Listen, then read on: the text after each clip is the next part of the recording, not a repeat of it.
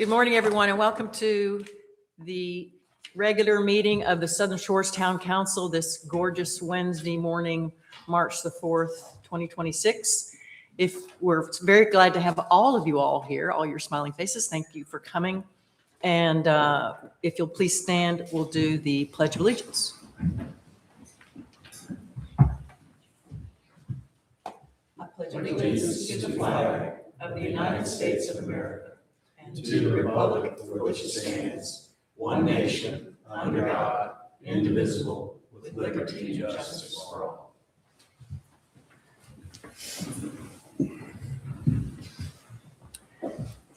Thank you. We'll take a moment for a moment of silence.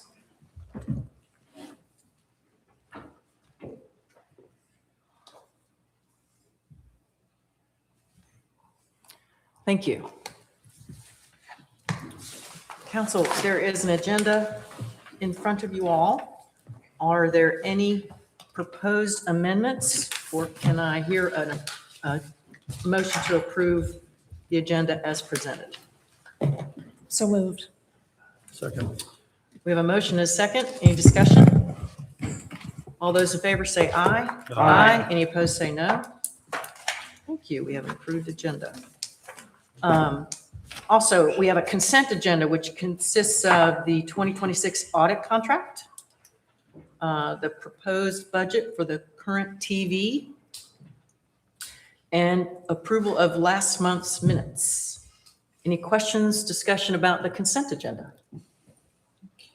Motion to approve? Motion to approve. Second. All those in favor say aye. Aye. Any opposed say no. Consent agenda. Very good. Now we're very excited about our first presentation, which will be handled we'll kick it off with our Chief of Police, David Cole. Good morning, sir.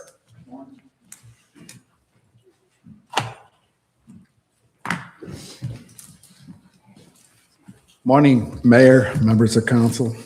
This is one of the most exciting things as a chief, other than budget workshops. But today, I'm proud to twofold. First thing we're going to do is Sergeant Thomas Long, who's being officially sworn in as a sergeant. But before we do that, Thomas has also received through the North Carolina Training and Standards Commission his advanced law enforcement certificate. I'm going to have him come up and I'll present it to him in a minute, but just to give you a little bit of an idea of what that entails. And it entails an awful lot. Like 20 hours, for example, of approved training. It's not something they can just go out and do. It has to be approved by the commission. 20 hours gives you 1 point. And he had to have like 36 points. So that's a tremendous amount of hours of training, education, so on and so forth.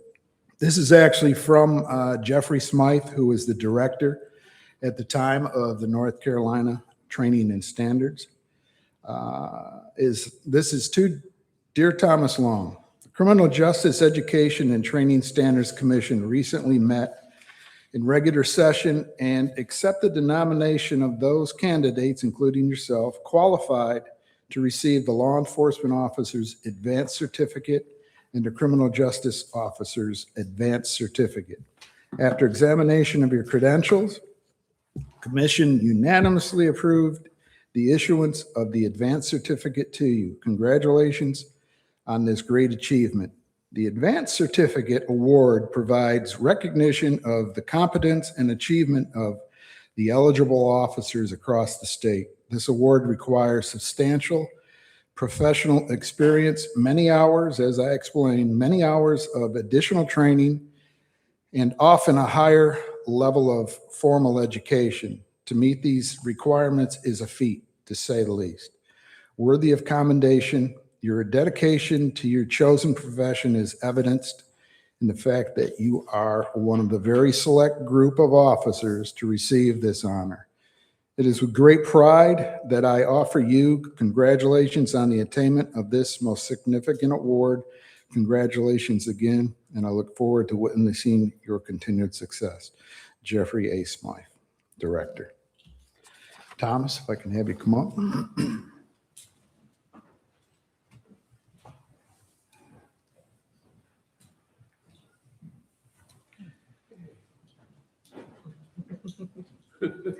I know, it's huge. Wow, Wow, that's wonderful. it's awesome.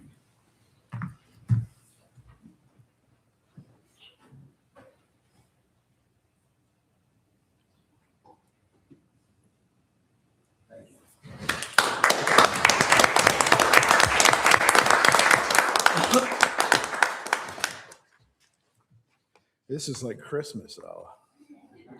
Two things in a row here. Now it is my honor and my privilege to introduce you to our newest sergeant for the Southern Shores Police Department. Just a little bit of a bio. Thomas has been with the Southern Shores Police Department for over 4 years and previously with the Dare County Sheriff's Office for over 2 years. He has been our department's canine handler since 2023 with his partner, Canine Artie. Before getting into law enforcement, Thomas earned his bachelor's degree from Brigham Young University in Idaho in 8 days. A wedding anniversary. 7 now, that's right. Yeah, you wrote this yesterday, thanks. Sasha and Thomas will have been married for 10 years. During that time, they have had 3 beautiful, highly intelligent children that must take care after their mom. Okay. 8-year-old Sophie, 5-year-old Colson, and 2-year-old Torin. Mom and dad are sitting in the back with Torin. Billy Long, retired State Highway Patrol, now with the company police with our local hospitals, and his mom, Nell. Thomas, I'd like you to come up and have Sasha come up.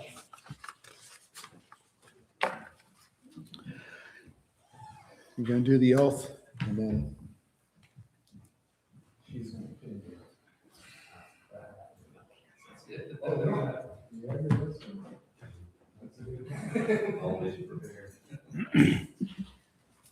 All right.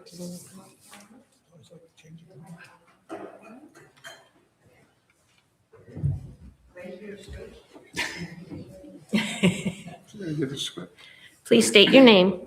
Thomas A. Small.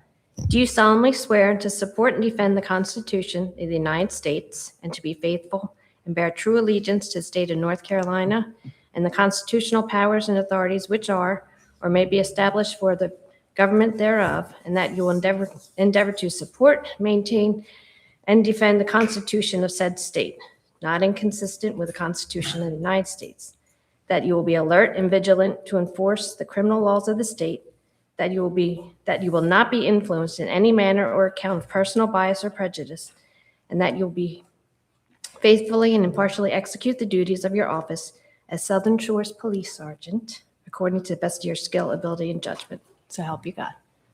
Congratulations.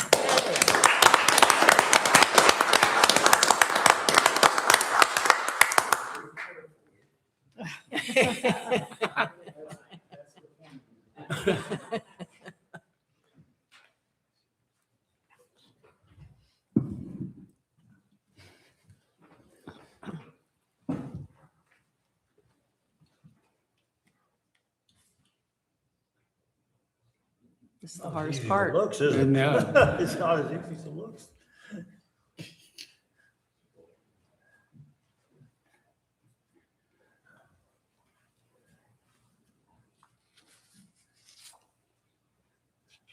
Perfect. All right. Yay.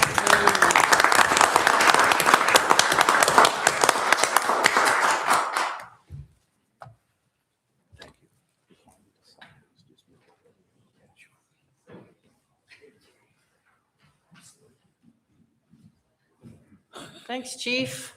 Thank you. Congratulations, Sergeant Long. Beautiful family. So glad you all could be with us today. And you are totally willingly able to excuse yourselves if you all would like to do something else better today. Now is a great time to enjoy the sunshine. So, or you can stay with us. It's totally up to you. But thank you for being with us today. Y'all are great. You're awesome. They should do a family picture. If you guys want to do a family picture, we can Why don't you do do a that. family You want to do a family Or picture? do it outside, whatever suits you guys. Do it outside? Okay, that's fine. Thanks, guys. Y'all are awesome.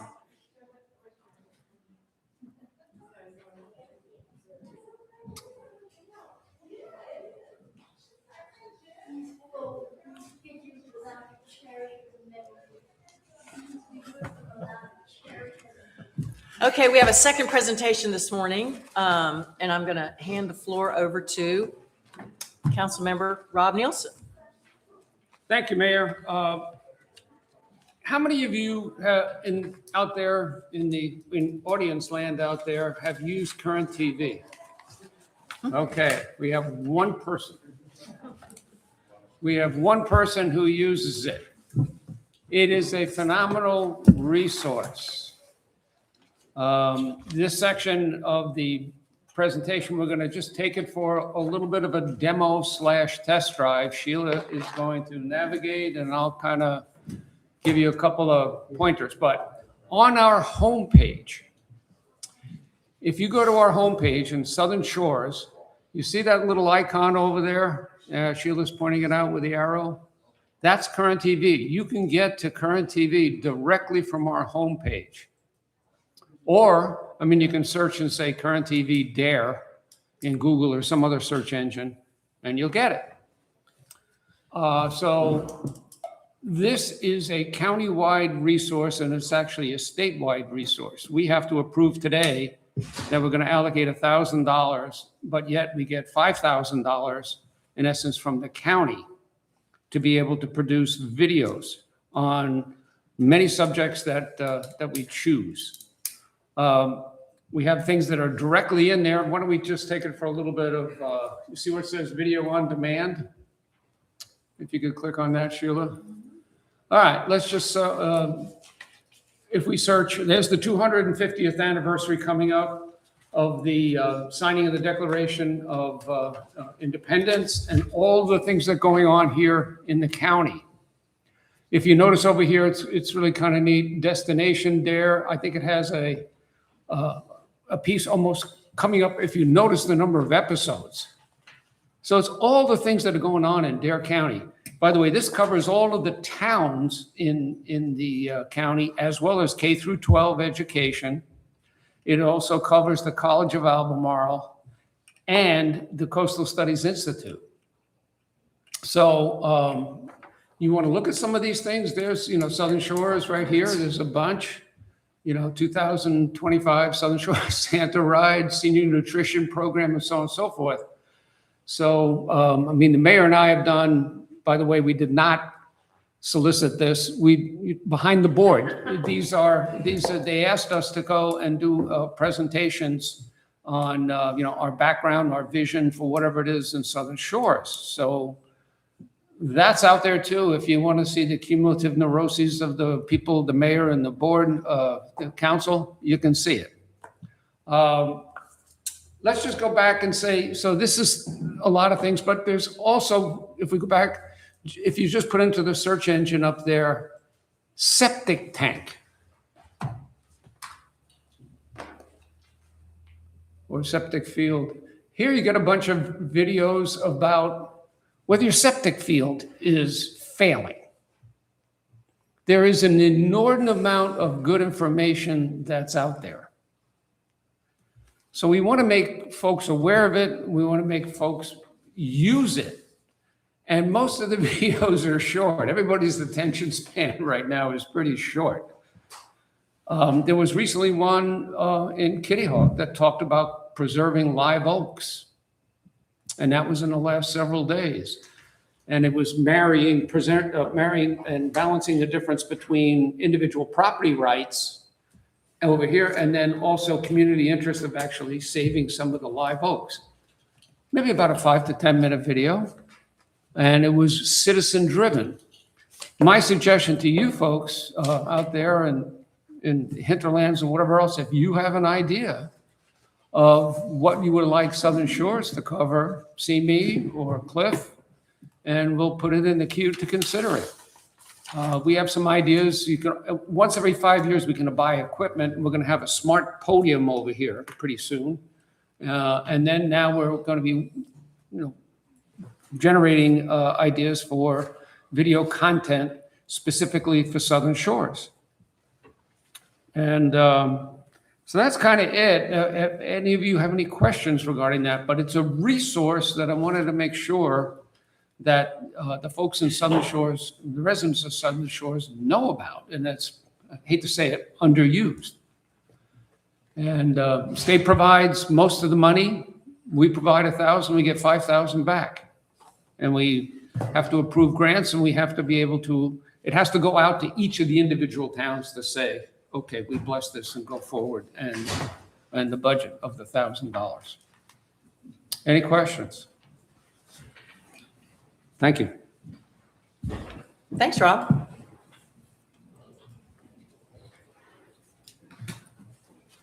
Okay, so moving on our agenda, we'll move on to staff reports.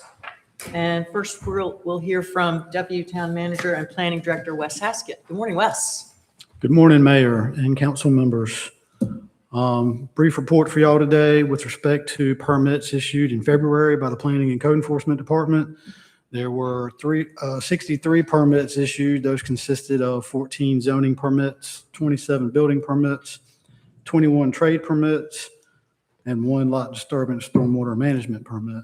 The total amount of fees collected by the department in February was $38,002.07. And then with respect to the town's planning board, they will not be meeting this month. Their next regular meeting will be April 20th at 5 p.m. And they will be considering that zoning text amendment application submitted by the town to address the Chapter 32 wastewater and a few changes in 36 to address wastewater and utilities. Any questions?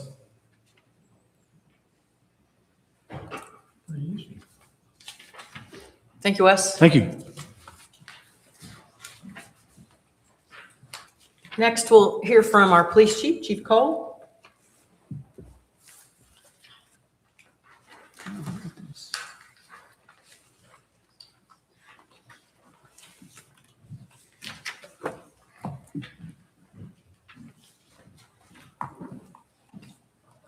Thank you again, Mayor, members of council. Let's see, February 2026. Total calls for service were 1,211. Under the incidents, we had 12 incidents, which are actually crimes that were reported to the police department. Let's see, criminal arrest, there were 10. As you can see, there were 5 of those were larceny, 9 were traffic related. We had 5 that were drug related, as well as 2 for drug equipment, 2 driving while intoxicated, DWIs. 1 was a warrant service, and then we had a domestic assault. Let's see, officers conducted 49 traffic stops in February.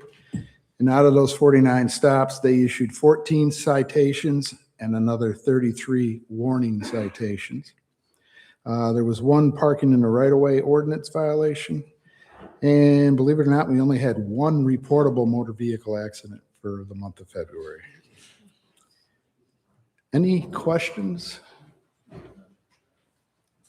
The only other thing I want to show you is I had reported at the last council meeting that several police agencies, including Southern Shores, were going to be at the Duckwoods Country Club.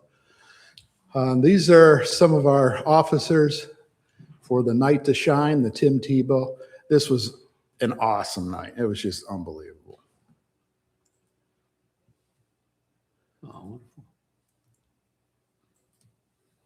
These folks were so excited, and it was an honor to just make them feel so warm and welcomed and important. It was pretty cool. In 43 years, that was one of my highlights.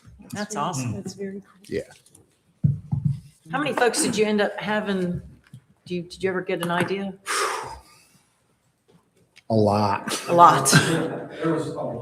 I mean, the country club, I don't go there that much, but I can tell you that It was a lot. I mean, it was just jam packed. There was, I think we were told there was over 80 just looking for the escorts to be brought in. And then you've got, at least a mom, Yeah. dad, and other family in that.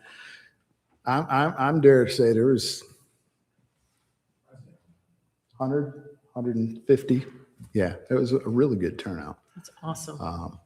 But just wanted to share that with you. And there were other departments there as well. Nags Head, I think Duck had an officer there, and Kitty Hawk in the sheriff's office too. So it was a good night for everybody. Any questions? That's wonderful. Thank you, Chief. Thank you. Appreciate it. Very nice. Next, we'll hear from our fire chief, Chief Limbacher. Good morning, sir. Morning, Mayor, Council. First, for the month of February, breakdown of the fire department's responses. 3 fires, one brush, and then 2 structure fires. Pretty much breakdown of medical is 31, with the majority of them being sick or unknown problems. 5 hazardous situations. And then 1 with law enforcement. And it breaks in alarms into no emergency, which I don't agree with that, but that's just the way they, are now keeping track of it, because they switched from NIFRS, this is the last year that you'll see this. You'll see that in my yearly report, but beginning January 1st, they went to this new system, NIFRS, they took the numbers out of it. I like a lot of things about it, but whether I agree or disagree, it doesn't matter, but they just break it apart a little different. So again, total 54, and that puts us like 8 or 10 behind last year. So pretty simple. This is really our slow time. It'll start picking up in April, May, and then ramp up for summer. So any questions on that? Pretty simple. And I would agree with the chief, obviously, that was a good thing at the Dare County or at the Duckwoods Country Club. You can make such a big difference in those people's lives. It's just really good to participate in it. So, All right. So no questions on the monthly report. So you have a hard copy this year of the annual report, which we'll just go through, and just stop me if you have any questions as we go through. So first thing you should be noticing is, the transition year with us this year, as we all know. So we had to change the company name from Southern Shores Fire Department, Inc. to Southern Shores Fire Department, AUX. And that just had to do with the debt service on the building, so we didn't have to refinance it. So that's why we did that. We had to dissolve the other company. So moving on, All Hazards Agency, which most of you have been with the council, so you've seen some of this before, but basically just means that, we respond to anything that goes on, and when people don't know who to call, they call us. So some pictures from last year, just, breakdown of a couple highlights there. Big thing to take away from here is it's just showing the calls climbing, obviously, and in 25, 876 was our highest year ever. So the trend's always up. So here's what I was saying. This year will be the last year you see the NIFRS. They took away the numbers and they just categorized it a little bit, basically modernized and updated, and it's now called NERIS, which is the National Emergency Incident Report Information System. So just a little bit way of calculating. I do like a lot of things about it. It's more accessible to the fire department. You can go right online and see it, so it makes it pretty nice that way, but still just data collection. Here's just showing response by zone, and basically you can see that 84.4% of our calls are in Southern Shores, which you would obviously expect. 6.5 are in Martins Point, and the rest make up our mutual aid partners. So just kind of giving you a breakdown of where we're going when we're out and about. This is giving a major breakdown of major incidents for the year, and just a couple highlights here. There were 15 structure fires that the department responded to. 3 of those were in town.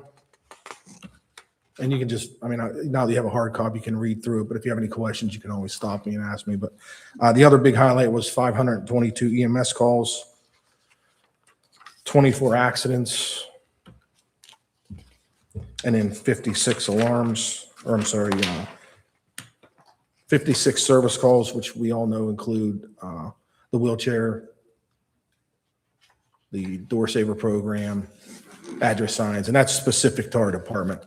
Working through with First Due, because they took away my ability to keep a tab on those, so I'm kind of having to do a new report. So hopefully in the next month or two, we'll have the ability to track those also like we did here. But where we add the questions in the software, it's not coming up with how they calculate and tell me. And so hopefully next month, we'll get it as quick as we can. And then the last one is 52 alarms. And again, that includes CO as well as any fire alarms. And again, 876 was the total. So any questions on that? All I'm showing here is just, this is the comms report we get every month and then at the end of the year. And I'm just showing that Southern Shores was third in Dare County for number of calls. So I think even though we're still predominantly volunteer, that shows that we still really have a dedicated volunteer force. Everybody else other than Roanoke Island on the North Beach is fully paid. So Is third typically where Southern Shores lands on? we're always like third, fourth, fifth. It just Okay. depends. It moves around year to year, but this year was obviously higher. So that's a lot of calls. I mean, you know, a lot of them are service calls and things like that, but someone still has to get out there and do it. So I do count them. The next slide is just by vehicle. So you can see all the command vehicles of the chiefs. And then typically mine's so high like that because sometimes I take calls on my cell phone, you know, from home, things like that. And I just kind of handle it myself sometimes. So, but the majority of the calls were answered by the ladder truck and the engine and Rescue 121, which is what the captains use to answer rescue calls all day. So just giving a breakdown of each response for each vehicle.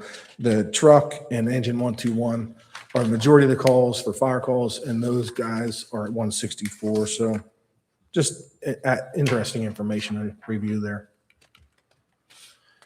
The next one's just total time, and I just threw that in so you could see how much time the apparatus spends on the fire ground or calls, or if it's interesting to you, that's great. If not, you can bypass it. Bless you.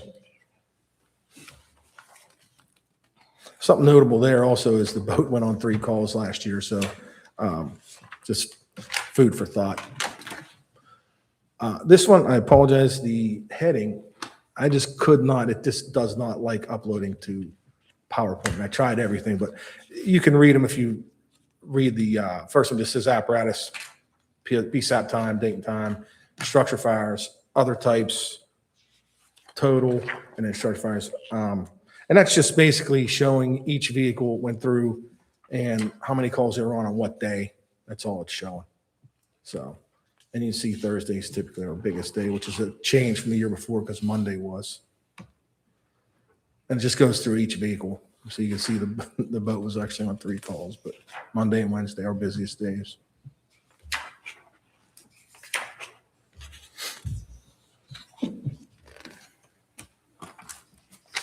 Departmental training hasn't really changed. We still train Tuesdays from 7 to 10 and also on Thursday, 7 to 10, Saturday maintenance. But the addition this time is with the captains there, the individuals, whoever wants to come in and can train all day with them. They can ask to come in and just say, hey, I'd like to review this or review that. And they do a lot of the rookie training, 40-hour program with the new members. So that's added to the departmental training.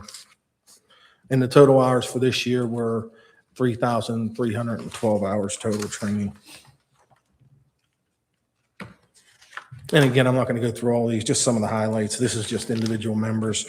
Randy Browning, Paul Caggiano, Lawson, one of the new captains. You can just see the amount of hours that they're putting in.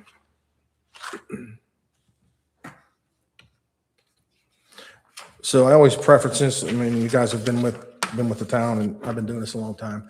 The video is not sensationalizing anybody's tragedy by any means. It's just an interesting way to put the information and kind of put you in the driver's seat. And it's probably 3 minutes. Is that you or me? How is that me?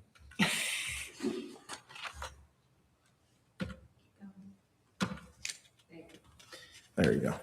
Okay. So, Do you have a question? training more than any other department in Dare County. Well, I would say we have the, Full-time department too? I mean, all the paid departments? we have the opportunity to train every hour. Now, all the paid companies have to have each individual full-time guy has to have 212 hours. Okay. So obviously, the bigger the department, the more hours they're going to have. Okay. But we have the opportunity to train 2 days a week more than anyone else, Really? Okay. especially as far as the volunteers. So Interesting. Okay. any other questions before we get to the video? And it's a short 3 minutes. I didn't put the music, so one of my young guys did. So, all right. Go ahead, Sheila.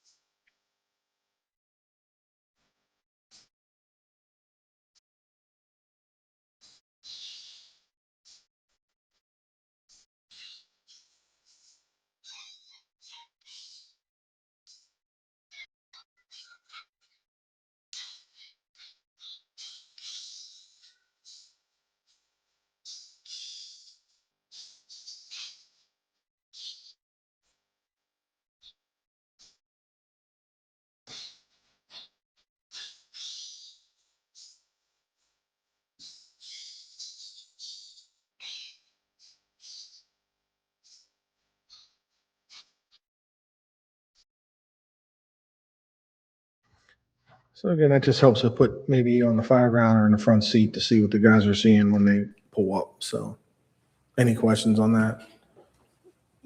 Chief, we have a lot of good equipment over there. Some of it may be getting to the end of its lifespan.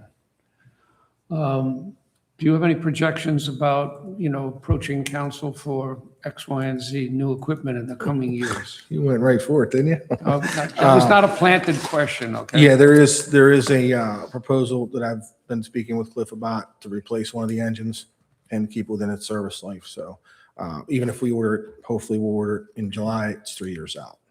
So that's just the way we'll keep on that. I'd like to make it a 7-year replacement plan for the big apparatus, but understanding it's a, huge cost. Right now, we're at 10, so every 10 years we buy a big piece of apparatus. Anything else? Personnel, so 59 active members, and includes the full-time career guys, and then 37 male and 13 female. And that is also including the rehab team and support members too. So when you see that total 59, it's not actually 59 red tag members. Red tags are the guys that actually go in and fight fire. So just who we are, same stuff as usual, the community at large.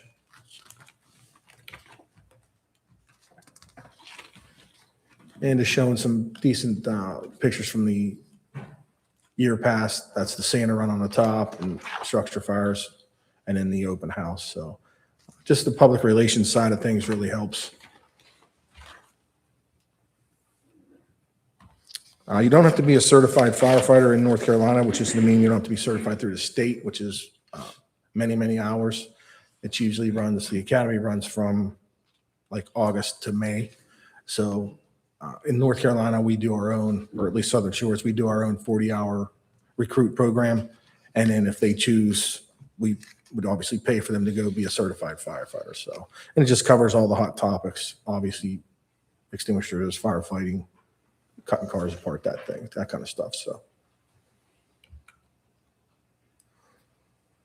and this hasn't changed. If anything, it's gotten more challenging and worse, with the cost of living and cost of housing. And I can tell you that 2 of our top guys, lieutenant and the assistant chief, have both moved out of town because they couldn't afford to buy a house here. One bought a house in Currituck, one bought a house in Collington. So those continue to be issues.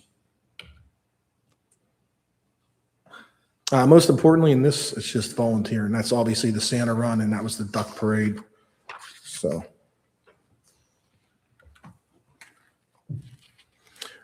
Most importantly, looking to the future, keeping our staffing up, and we're trying everything as usual as the volunteers, but we're adding career staff as needed. So, and most importantly, trying to keep costs down, but providing the exceptional service we've been in the last 14 years, 15 years that I've been around. So, our store, and then obviously changing the info to contact us or do the store. So, and that's just, again, because we had to dissolve the other company. So any questions on any of that?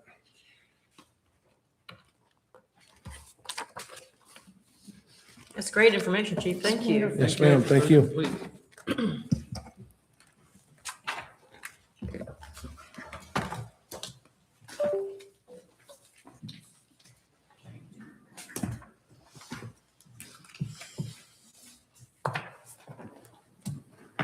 Next, we'll hear from our town manager, Cliff Uckerman. Good morning, sir. Good morning. Thank you. I just have 2 things I wanted to report to you all. First, the East Dogwood Street Improvement Project has started with some of the soft work. On Monday, Public Works staff hung door hangers to notify the property owners that abut East Dogwood that they can expect loud noise, heavy machinery, disruption, inconvenience, annoyance. We didn't put it exactly like that, but the good news is it'll be scheduled to be done by May 8th. The heavy work will start next week. Wednesday the 12th, they'll start on the driveways, removing some of the driveways. So we did want to let those homeowners also know that if they have sprinkler heads in the right of way, if they have personal decorative stuff in the right of way, they need to get it out by then, because it could be damaged during construction. The road, there could be periods of time, infrequently, intermittently, that the road's always going to be passable to emergency vehicles. People are always going to be able to get to and from their house, but there could be times where it's going to be difficult. May have to wait, or they're going to do this in sections. So if you're coming from South Dogwood and you can't get through, you can take Hickory and get through on the other side. So, and vice versa. So they're going to design it so that that option is always in place. So excited to get that started. Be more excited when it's done. And then I just wanted to tell you about, do you have any questions? I apologize. Can we utilize the fire department's sign for information as related to what's going on in East Dogwood, just to Yes. catch people as they're coming in? Absolutely. Okay, Yes, ma'am. thank you. The other thing was just to let you know that I have working on a meeting for March 23rd at 4:30 to educate, or an opportunity for those folks that have questions about the grass that's accumulating on the sound side. Dr. Rob Richardson's agreed to come. He's the aquatic weed specialist with North Carolina State. He's going to give a brief presentation. He'll do a Q&A. Anyone that's interested can come. I would also like to have a contractor who has done this type of work so we can explain that process, and potentially an engineer who's well-versed in the CAMA rules, so they can be there to answer questions as if they apply. So more will come on that. I'll make that an official news item later. That's all. Thank you. Thanks, Cliff. Thank you. Our town attorney, Philip. Good morning, sir. You all, good morning to you. No report, which is always good news. Thank you. So at this time, we have general public comment. So I think we have some folks here who would like to speak to us. So if you would, Lynn Usher, come up to the podium and tell us who you are and where you live. And we're looking forward to hearing from you. Good morning. Mayor Morey, council members, and Mr. Ogburn. I am Lynn Usher, and I am joined by my wife, Janan. We live at 121 Ocean Boulevard. We built our house in 1982 and spent the next 21 summers here before we became year-round residents in 2004. As residents of the west side of Ocean Boulevard for 44 years, we have made countless trips across the crosswalk that adjoins our lot. Today, we hope to lend some perspective that may prompt you to reconsider your decision to raise the speed limit on Ocean Boulevard to 40 miles an hour. Instead, we urge you to recommend that NCDOT establish a no passing zone from the crosswalk at 132A Ocean Boulevard south to the crosswalk at the intersection of Ocean Boulevard and Ocean View Loop. I am surprised when I learned from a neighbor or other town resident who has rarely or ever visited the oceanfront. It is a shame because David Stick and his partners in the Kitty Hawk Land Company had the vision to set aside common property to provide beach access for all residents, even those whose homes are located away from the oceanfront. These parcels were eventually conveyed to the Southern Shores Civic Association, which has faithfully maintained and enhanced dune crossovers and pathways leading to them. In a similar fashion, the Chickahark Property Owners Association accepted ownership of parcels leading to the crosswalks on Ocean Boulevard and assumed responsibility for maintaining those paths. The town also supported beach access by establishing parking spaces along several roads that lead to SSCA beach access parcels. This was in addition to building the town parking lot at Chickahark Trail. It is unfortunate in the context of this history that the council's vote failed to acknowledge and act in accordance with the community's longstanding commitment to safe beach access for residents and visitors. The minutes of your meeting on December 2nd indicate that your discussion of this issue focused almost exclusively on the safety of golf carts and how their presence impedes traffic flow on Highway 12. There is no record of any discussion of potential risk to the safety of residents and visitors who make daily use of the 10 crosswalks in the 1.1 mile stretch of Ocean Boulevard. In addition to having so many crosswalks in a limited area, NCDOT permits passing between. You have a copy of my comments and you can. Please finish. Yeah, finish, Please please. finish, Lynn. Yeah, we're fine. NCDOT permits passing between and across many crosswalks, but doesn't follow traffic safety guidelines that call for no passing zones in the approach of each crosswalk. I have distributed an addendum to the comments I emailed to you on March 2nd.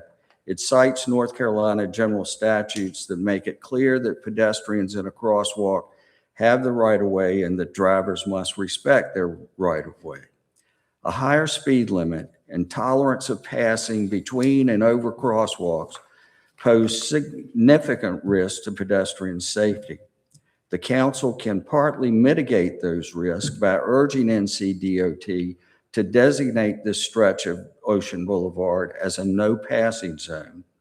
Also, preserving a 35-mile-an-hour speed limit in this area would demonstrate a sincere concern for the safety of residents and visitors who go to the ocean front. Thank you for your attention. Thank you, sir. Thank you. Anyone else wish to make public comment at this time, even if you didn't sign up? Okay. Moving along, we have, Lynn, sorry, snuck up while I was holding down. I didn't sign up, but just a real quick, Len Schmitz, 184 Wax Myrtle Trail. Just wanted to say we did a, Southern Shores did a beach cleanup February 21st in conjunction with Thrive OBX with the Outer Banks Hospital and in conjunction with Surfrider Foundation. And we collected 480 pounds of debris on the grass in the 4 miles of Southern Shores. So just wanted to mention that. And also the beach grass planting is back on schedule now since February's weather really put a hold on everything. So we're planning again this weekend at Pelican Watch, and I'll probably have maybe 2 or 3 more days in March. All right, thanks. Thanks, Lynn. Sorry, one more time. Anyone else? Okay, now, moving on to no old business and new business. We have a public hearing for a ZTA, and it's been my practice to always hand this over to our attorney. So Philip, you have the floor, sir. Thank you, Madam Mayor. At this time, I'll call to order and hearing to consider ZTA -25-06, a zoning text amendment application submitted by the Southern Shores Civic Association to amend Town Code Section 36-97 to amend the town's requirement for fences for community recreational facilities. Madam Mayor, no one has signed up on the sign-up sheet to speak. Is there anyone here who would like to speak?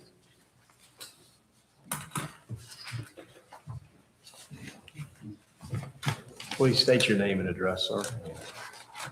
Hi, my name is Luke Falconer. I'm at 234 Wax Myrtle Trail. I'm also the Vice President of Southern Shores Civic Association.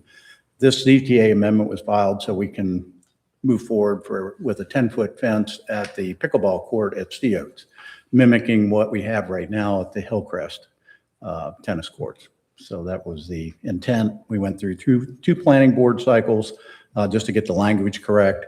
And so that's what's intended. So anything up between 6 and 10 feet has to be transparent, i.e. chain link fence. Anything below 6 feet to ground level can be either chain link or solid fence as appropriate. Was it your intent with the chain link fence, and when you say or transparent, is that an either or? Could it be some other transparent material? It could be, but typically chain link is the most economical and used for that type of activity. Thank you, sir. Okay. And any other questions? Yeah, well, you have the county and the tour board are getting ready, this is public knowledge, to build pickleball courts down at the event center in Nags Head. And part of the construction is a 10-foot fence Okay. with, they call them windbreaks. where, they stop the wind interfering with the ball on the court. They have big holes in them is what they do on the fences when they put them up. You going to do that here as well? Is that a thought? Actually, Yeah, I forget what the appropriate name is. Windscreens. Windscreen, that's it. They're windscreens. They're very effective. They're used all over the country. I agree. Right now, Any intent to do that here? the CO's, where it's located, Yeah. does not Oh, yeah. have Okay. significant wind like some of the other locations on the Right. Outer Banks. So right now, the fence as it's envisioned, and we've had it quoted already, is just going to be 10-foot chain link. You got it. If it becomes an issue in the future, we could do that, but the current fence at CO's Park is 6 feet. The previous board, when they put that fence in, didn't realize the amount of wear and tear that fence again for people climbing over it. And some of the pickleball players are very active, and they tend to bounce off the fence. If you go look at it, you can see how it's bowed out and the poles are bowed. So, we're going to do it correctly this time with the 10-foot following the same construction that the tennis courts have, which that has been in existence for 21 years and still in good shape. Is the CPOA in concert with you at all? They know what we're doing. They know what you're doing. Right. SSCA is separate, Right. but we're in the same flat top next door. Right. So Yeah. they have an idea, but it's certainly for all use. Anybody that joins SSCA can join the racket club and be available to use that. Because their fence is 10 foot at Trinity. That's correct. Okay. on Yeah, their 10 tennis foot at courts there. Trinity and 10 foot at Hillcrest. Yeah. Okay. All right. Any other questions? Thank you. Thank you. Thank you. Sir. Anyone else like to speak? I'll now call our deputy town manager, Wes Haskett, to the podium. Good morning again, Mayor and council members. Just briefly, this is an application submitted by the Southern Shore Civic Association. And they are seeking to amend Town Code Section 36-97. And that is so that they can establish a 10-foot height requirement. And if it's between 6 feet and 10 feet, it would have to be chain link. I will note that the SSCA does own and maintain 9 community recreational facilities. And this requirement would only apply to community recreational facilities. It would not apply to somebody's backyard if they have a fence or if they have a tennis court in their backyard. I'll also note that CPOA, as you just brought up, Councilman Botanic, CPOA does own, I believe, 2 community recreational facilities. Yeah. And like the SSAA's tennis courts already off of Hillcrest, they already do have a 10-foot fence there as well. The planning board did consider this application, and they recommended approval of it 3-0 at their meeting on January 21, 2026. If y'all have any questions for staff, I can try to answer them. So this change would require that the fence be constructed utilizing see-through chain link fabrication. Am I right? If it's 10 feet, correct. Yes, ma'am. But I know we've had some feedback from the community that that's perhaps overbroad. So why does it have to be chain link? The planning board brought that part of it up and included it in their recommendation, and the SSCA agreed to that recommended language. I believe there was concern about aesthetics.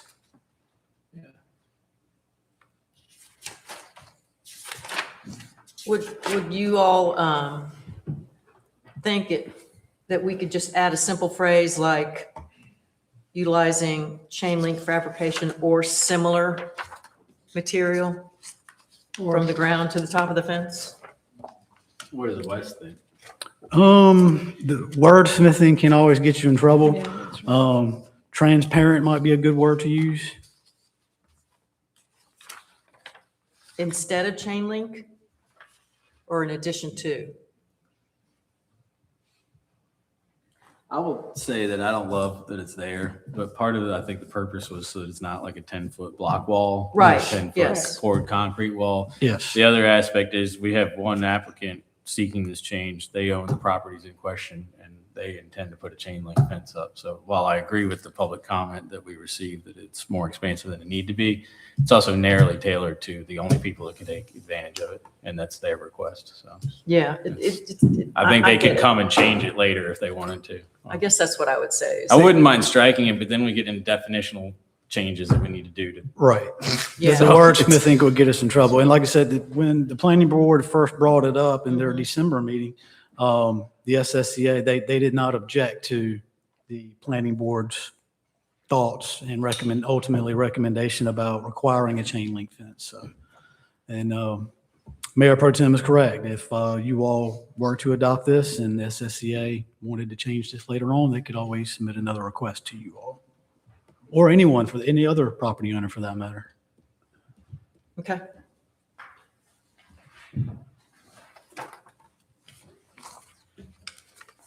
Thank you, Wes. Real quick, just if we were to strike that little section, as the public comment suggested, I haven't looked at the fence definition. I mean, it's a little open-ended, isn't it? There isn't really in 36-57, I don't think we define fence. Yeah, so that's what it cascades, and now we need to get planning board to define it and all that stuff. So that's sort of where my thinking is. I'm just leaving it alone. Yeah, I just, to have to come back to change it again because maybe new improved fencing material comes out that is, there's nothing very aesthetic about a chain link fence anyway, but if there is some new product on the market, then we would have to come back and change that. I understand what you're saying. It's probably unnecessary, but this seems kind of unnecessary, but. I agree. I agree with Paula on that. And when I look at a chain link fence, it always kind of reminds me of a schoolyard or a prison or whatever. And, I don't know if in language or the Southern Shore Civic Association wants to say that, we'll also put in some vegetation around it to beautify the area instead of just having this dark looking chain link fence out there. But we don't want to slow this process down anymore. No, I think we've I had don't mean enough on the slowing down part. Yeah, I don't know. I agree. I'll move to adopt ZTA Well, at this point, 2506. I need to close the Yeah, you public have to hearing. close the public hearing. Then we can Assuming there's no discuss. further discussion. There could be. There could be. We'll close the After we public close the hearing. hearing. Hearing is closed. Yep. Thank you. Thanks, Philip.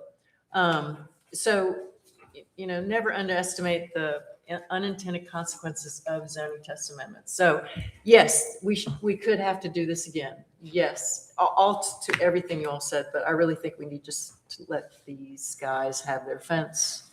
As the planning board, yeah. As the planning board indicated, and go with it. So, I'll move to adopt ZTA 2506 as drafted. I will also add a comment for the record that if the Southern Shore Civic Association or any other owner of community recreational facilities wishes to amend a different fence style, the council at this moment would be open to entertain that. Complicated motion. and I will second that motion. Any further discussion, council? All those in favor say aye. Aye. Any opposed, say no. Motion carries. I didn't say aye, but I implied aye in my head. So aye. Okay, so that's ZTA 2506 has been adopted.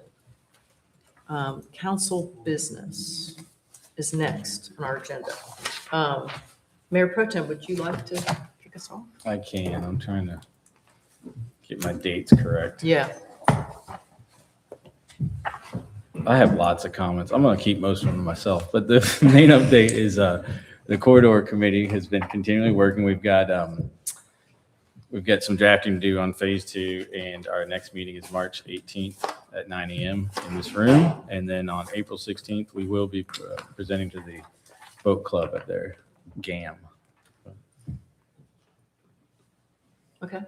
Thanks, And Matt. Other comments for our retreat. Rob? The anniversary celebration of the 250th anniversary signing of the Declaration of Independence is going on. The main thing that happened just very recently is the venue is changing. I'll repeat that. The venue is changing. It is being moved from the Wright Memorial. Part of the daytime activity will be in downtown Manio, and then the evening will be over in Festival Park.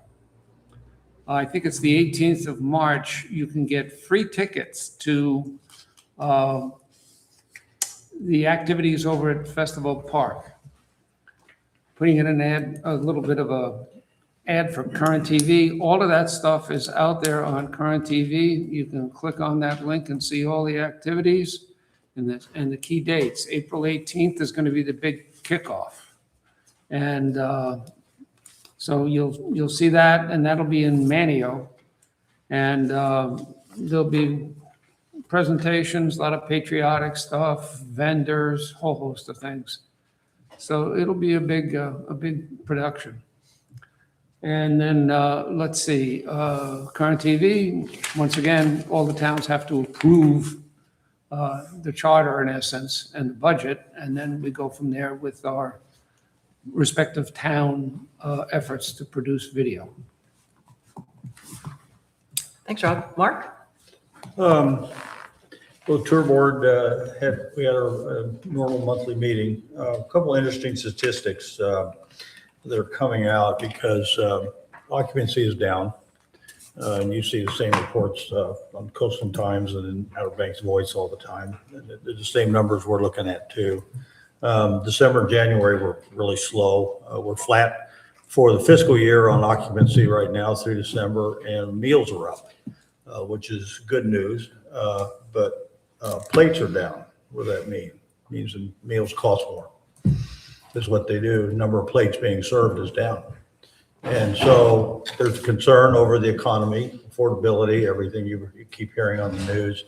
One of the interesting statistics we have through the end of the year is that there's been a big change in the use of certain size rental houses, which goes to the visitor that we attract.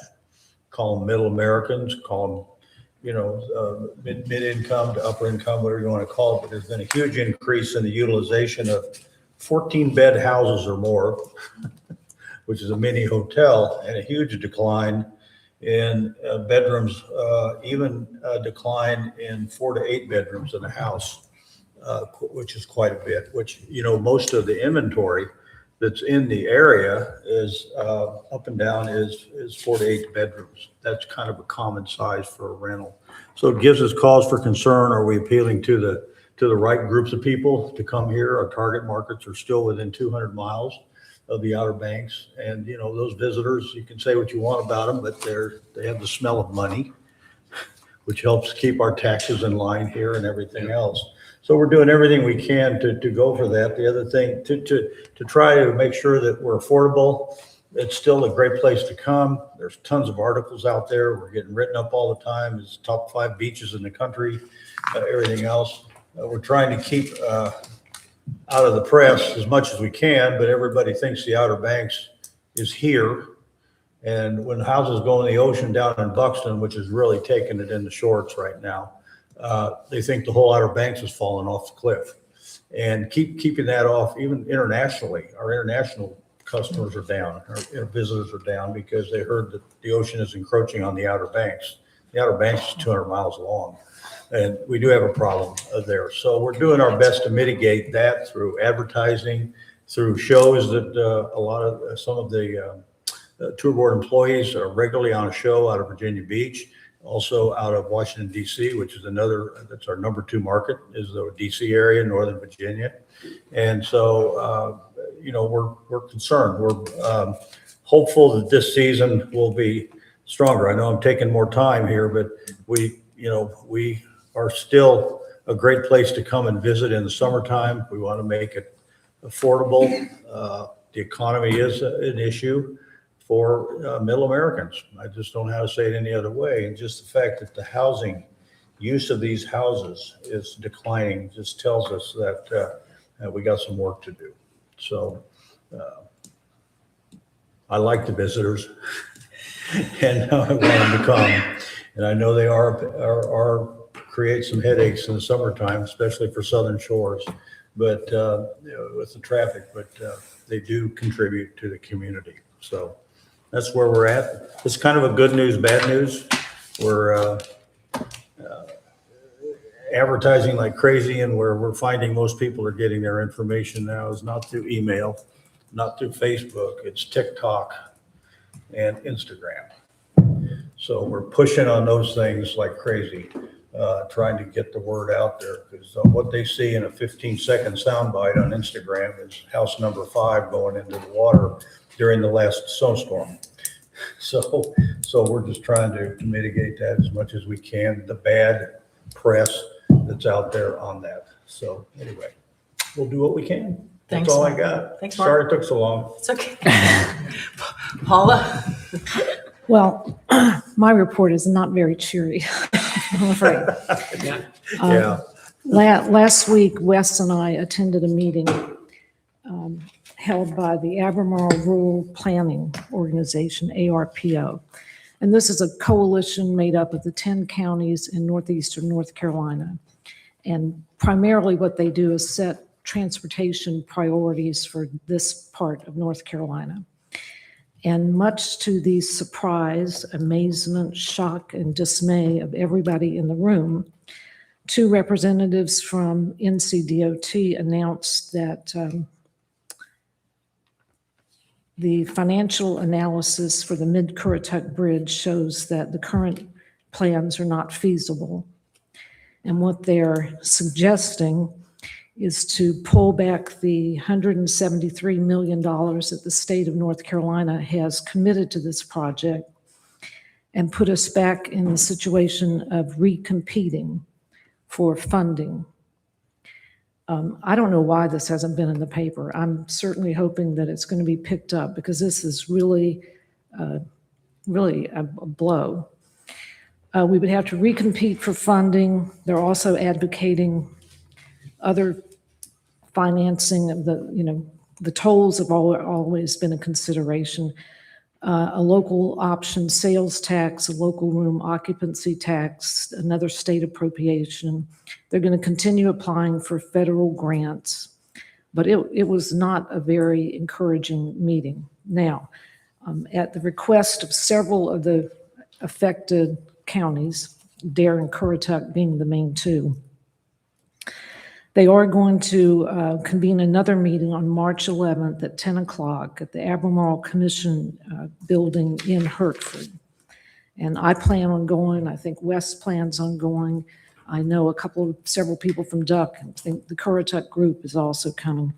And what we're supposed to be discussing are the ins and outs of funding. And it's interesting that yesterday was elections, because it appears we're going to need somebody in Raleigh to get this going for us, because at the moment it is not going anywhere, it seems. So it's not totally a shut door, but it is definitely the fact that they're not going to stay on their current construction schedule is very, very disappointing. And I think when you talk about traffic, it has some long-term implications for Southern Shores. I mean, it's one thing to say, bear with it for a couple of years, we're going to have a bridge. It's something else to say there's never going to be a Mid-Currituck Bridge, and you're going to have to live with this or not. So that's my cheery news for the day. Thank you, Paula. Sorry. It's okay. And perhaps we can come up with some strategies for trying to get the word out. We can talk about that this afternoon. We have a retreat planned this afternoon here in this room. We're planning to start at 1 o'clock after we grab some lunch.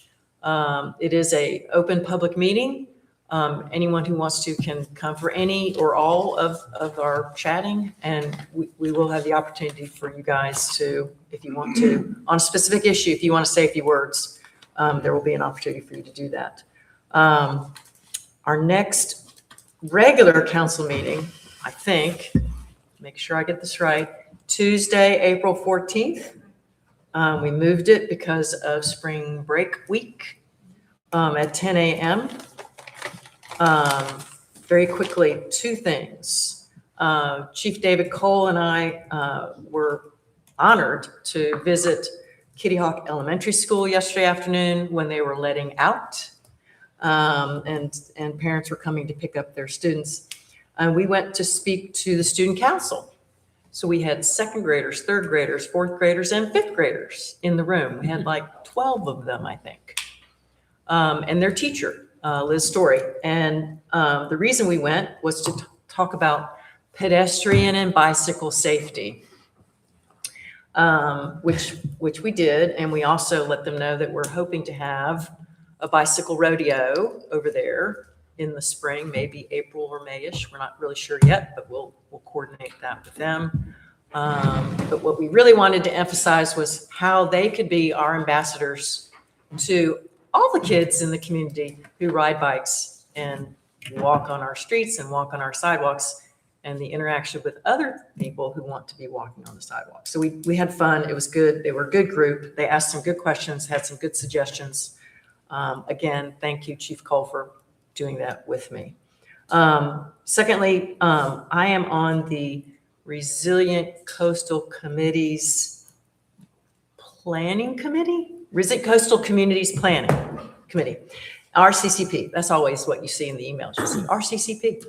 We have a great group of community members, Nancy Sheehan, Lori Jawinski, Richard Filling, myself, Cliff helps us out, and some folks from our consultant. And you will get some more information about this. We want to engage the community for ideas about resiliency, preparedness, etc. So be on the lookout for us to ask for you guys to help us with this effort. But I think for now we're meeting monthly. And we do it by Zoom, so it's not really a public meeting. It's just a Zoom meeting. So anyway, so that's that. Anything else? Motion to adjourn? So moved. We're adjourned.